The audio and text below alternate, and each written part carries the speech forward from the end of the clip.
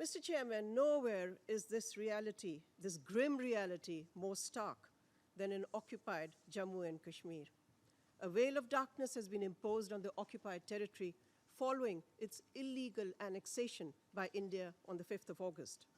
2 months on, harrowing and spine-chilling stories abound of widespread torture and arbitrary arrests, and of how thousands, including children, have been picked up from their homes by occupation forces in the middle of the night, in the still of the night, taken away without any trace.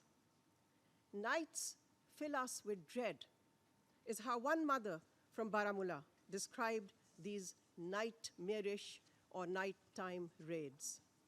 Innocent Kashmiri children and youth, such as 16-year-old Asrar Khan, who succumbed to pellet gun injuries and tear gas shells last month, or 18-month-old Hiba Jan, blinded by a pellet gun in 2018.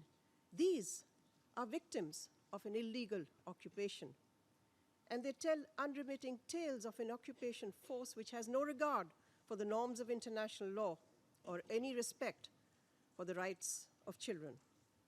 For Kashmiri people and for Kashmiri children, life under the brutal occupation is to live in an armed cage in the silence of a graveyard.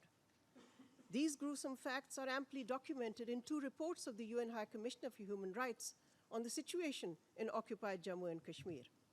Yet its recommendations still await implementation. It is time for the bloodletting of innocent Kashmiris, including Kashmiri children, innocent Kashmiri children, to stop. It is time for the international community to act by demanding that India fulfill its obligations, including to protect and safeguard children in the occupied territory. After all, when the lives and rights of children are at stake, there must be no silent witnesses.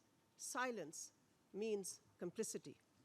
It is time for UNICEF to speak up, to live up to its responsibility and come to the aid of children who are incarcerated or suffer in curfew-bound occupied Kashmir.